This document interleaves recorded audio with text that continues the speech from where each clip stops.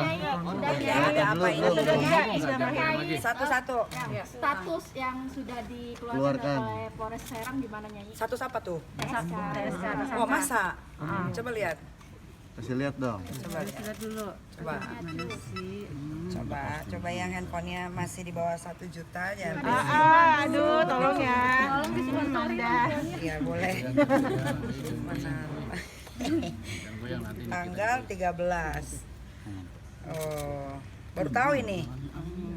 Kok bisa keluar surat ini ya? Kak Niki tadi kan juga udah datang 2 orang ya Kak ke sini. Oh enggak, kalau itu beda itu. Itu ada urusan memang soal surat tanah. Oke, Kak, gimana Kak nanggapi yang Karena gue juga ada surat juga, tapi itu dikirim tanggal berapa ya? Tadi sih baru Hari ini. Baru hari ini ya berarti. Bocornya Tapi baru hari ini. tanggalnya tanggal 13. 13. Gue juga ada tanggal 13 tapi jadi saksi. Boleh Dikirim tanggal 10. Sebentar. Tanggal tunggu. Di mana ya? Tunggu ya, sabar ya. Ditunggu ini, tenang. Nah. Tuh, ini juga tanggal 13. Tapi sebagai saksi.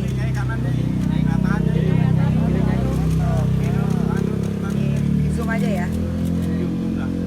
Tanggal 13. Ini kalau nggak salah dikirimnya tanggal 10. Tuh ada tanggal 10 di kanan left nih. Ini lagi. Ini kanan kiri gini. Sabar. Sabar. Ini kayak Polres Banten nggak ada yang sabar deh. Sabar satu-satu ya. Tuh. Ini nanti itu cloning aja lah. Nanti dikasih. ini yang live nih yang live. Tapi ini Kak Niki udah nerima surat itu yang jadi Belum.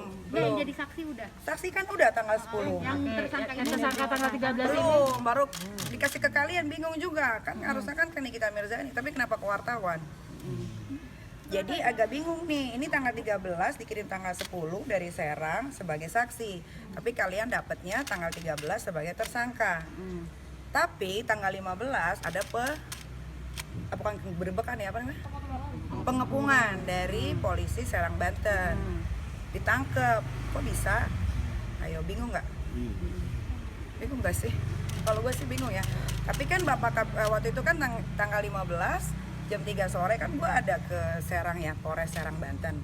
Kan Bapak Kabid Humasnya sendiri bilang kalau gue itu diperiksa sebagai saksi, klarifikasi. Tapi kok itu yang disebarin itu sebagai tersangka, itu asli atau palsu itu suratnya? Itu. Jadi kalau misalkan kalian mau tahu dengan jelas, kalian silakan pergi aja tanya ke Kabid Humas Polda Serang Banten. Gitu. Karena kan nggak tahu sekarang kan apa-apa bisa dipalsuin. Nyai update sedikit soal pemeriksaan kemarin seperti apa? Nggak ada pemeriksaan kemarin sebagai saksi. Dan berapa pertanyaan yang diajukan? Kalau berapa pertanyaan nggak tahu karena menurut gua kasus ini nggak penting jadi nggak terlalu tahu berapa pertanyaan gitu karena kebanyakan ngobrolnya sih. Apa sih yang lebih Tekankan gitu. itu kan itu. Cuman ditanya ini postingannya benar nggak? Iya betul itu postingan saya. Kok bisa bilang begitu ya karena memang dia begitu gitu. Iki cukup mengejutkan nggak dengan Barusan dapat informasi. Ini kayak menurut kalian aja deh, ini kayak main-main gak sih? Kok ada 2 surat panggilan tapi yang disebarin ke kalian sebagai tersangka, yang dikirim ke saya sebagai saksi tanggal 15 jam 3 pagi. Ada pengepungan dari Polres Serang Banten, bapak-bapak polisinya datang jam 3 subuh pagi, itu kenapa gitu? Gue bingung kenapa ya kok bisa ada kayak gini. Ini jangan-jangan antara institusi mau memecah belah kedua polisi kali ya, mungkin ada kubu-kubuan atau bagaimana saya nggak paham gitu. Tapi kalau kalian mau dengan jelas pengen tahu secara detailnya kayak gimana ya kalian datang aja ke sana, datengin, jangan ke saya. Itu yang nyebarin siapa juga saya nggak tahu. Tadi seandainya memang surat itu dinyatakan betul sah gitu dengan Nggak bisa, itu nggak sah, itu nggak bisa. Kan Kabid Humasnya sendiri bilang katanya saksi, kok yang disebarin tersangka. Kalian udah lihat kan yang saya di Polres Banten, yang saya preskon sama bapak-bapak kepolisian dari sana, kan ada Kabid Humas Polda Banten, saksi kan, ada kan siarannya, kalian lihat sendiri nggak? Ya itu aja yang harus dipertanggungjawabkan. Berarti mungkin ada niat untuk melaporkan balik? Oh iya, hari Sabtu ini memang saya rencananya ingin ke apa ya namanya, bukan propam ya, apa namanya kalau mau laporin ke polisian itu SPKT untuk melaporkan polisi. Divisi propam, Ya, divisi propam, propam. divisi propam hari Sabtu besok gitu. Di Mabes Polri. Jam berapa tuh? Sekitaran jam 12 jam 1 lah ya. Iya. Karena kalau misalkan mau disanding-sandingin sama kasus aku, kan aku ada beberapa kasus juga yang undang-undang ITE kebetulan ya. Contohnya aja yang Indra Tarigan sebagai terdakwa.